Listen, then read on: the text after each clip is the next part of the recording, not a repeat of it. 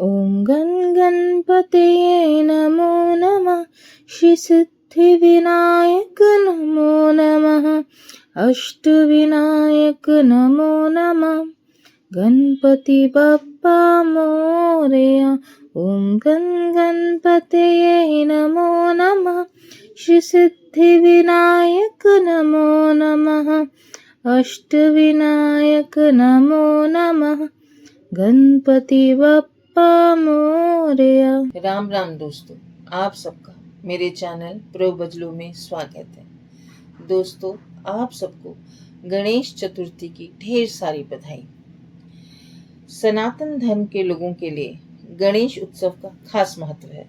इस दौरान लोग अपने घर में भगवान गणेश की मूर्ति को लेकर आते हैं। 10 दिन तक उनकी पूजा करने के बाद अनंत चतुर्दशी के दिन विसर्जन करते हैं।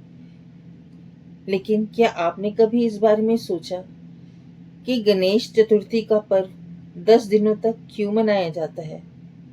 दोस्तों, चलिए इस सवाल का जवाब जानते हैं। सभी देवी देवताओं में गणपति बप्पा को उच्च स्थान प्राप्त है। इसी वजह से किसी भी भगवान की पूजा करने से पहले गणेश जी की उपासना की जाती है।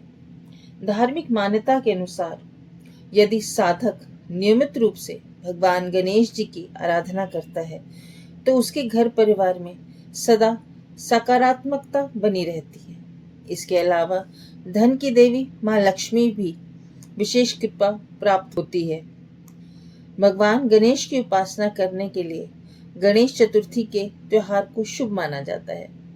गणेश चतुर्थी के दिन लोग अपने घर में गणपति बप्पा की मूर्ति को लेकर आते हैं। 10 दिन तक उनकी पूजा करते हैं और आखिर दिन मूर्ति का विसर्जन करके बप्पा को विदा करते हैं।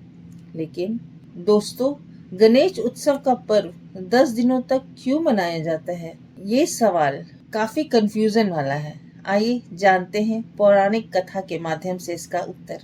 पौराणिक कथा के अनुसार भगवान गणेश से वेद व्यास जी ने महाभारत ग्रंथ लिखने का आग्रह किया था।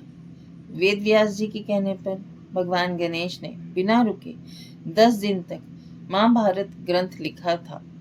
10 दिन तक गणेश जी ने ना तो कुछ खाया था, ना ही अपनी जगह से हिले थे।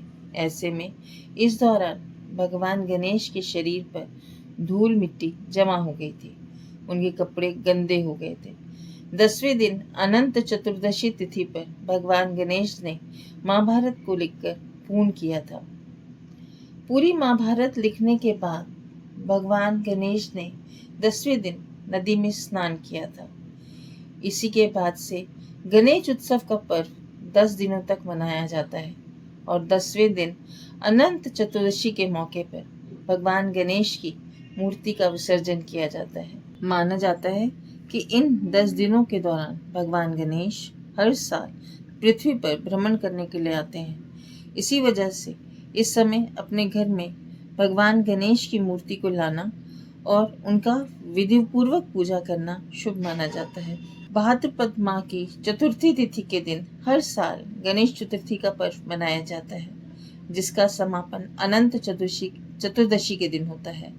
वैदिक पंचांग के अनुसार इस बार गणेश चतुर्थी का त्योहार 7 सितंबर 2024 को मनाया जाएगा। वही मूर्ति विसर्जन यानी अनंत चतुर्दशी का त्योहार 17 सितंबर 2024 को मनाया जाएगा। गणेश चतुर्थी के दिन गणपति बप्पा की पूजा करने के लिए शुभ मुहूर्त आरंभ होगा 11:03 से और इसका समापन दोपहर 1:33 पर होगा।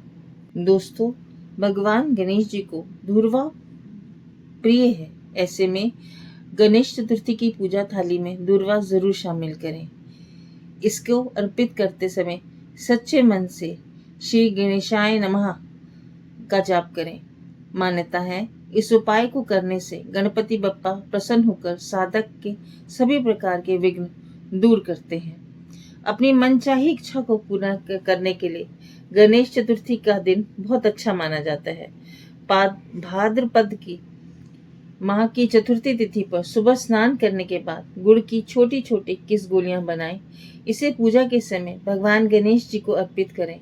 ऐसा माना जाता है कि इस टोटके को करने से जातक की सभी मनोइच्छाएं पूर्ण होती हैं। दोस्तों, भूल कर भी गणेश जी को माँ तुलसा का भोग ना लगाएं। इसका कारण भी जान लीजिए। पौराणिक कथा के अनुसार एक दिन गंगा नदी के घाट के समीप भगवान गणेश ध्यान लगाने बैठे थे। इसी बीच माँ तुलसी वहां आ गई। गणेश जी को देखते ही देवी तुलसी उनकी तरफ मोहित हो गई। उन्होंने भगवान गणेश को ध्यान से जगाया, उनके सामने शादी का प्रस्ताव रख दिया। इस प्रस्ताव को सुनने के बाद भगवान गणेश को बेहद क्रोध आया और उन्होंने गुस्से में आकर तुलसी देवी को श्राप दिया कि तुम्हारा विवाह एक असुर से होगा। इसी के साथ उन्होंने देवी से को कहा कि मेरी पूजा में कभी भी आपका नाम नहीं लिया जाएगा। इसके अलावा मेरी उपासना में भी आपका प्रयोग नहीं किया जाएगा। तो दोस्तों, कैसी लगी आपको आज की ये रोचक जानकारी? भगवान गणेश आप सब पर अपनी कृपा बनाए रखे। गणपति बप्पा मोरया। वक्रतुंड महाकाय सूर्यकोटि समप्रभ निर्विघ्नं कुरु मे देव सर्वकार्येषु सर्वदा।